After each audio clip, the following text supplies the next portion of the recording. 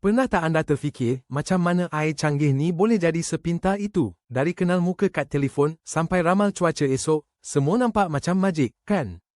Tapi sebenarnya ada otak logik di sebalik, namanya rangkaian saraf tiruan atau neural network, dan rahsia utama dia, linear algebra. Bayangkan AI ni macam budak baru belajar. Mula-mula, dia tak tahu apa. Tapi bila kita tunjuk banyak-banyak contoh macam gambar kucing, anjing berulang kali, lama-lama dia faham. Macam mana dia faham? Dengan memberi markah atau berat kepada setiap ciri. Kalau gambar ada misai panjang, telinga tajam, mungkin itu kucing. Kalau ekor goyang, lidah terjelir, mungkin anjing. Setiap markah ni akan didarabkan dengan input, lepas tu hasilnya dicampur. Proses darab dan tambah berulang kali inilah dinamakan linear algebra. Setiap kali AI buat silap, dia akan belajar dari tu dan adjust balik markah atau weights dia. Macam kita adjust tombol radio sampai jelas. Proses ni berulang jutaan kali sampai AI pandai. Jadi, AI ni bukan cuma hafazan, tapi faham corak dan buat keputusan. Asasnya simple, linear algebra.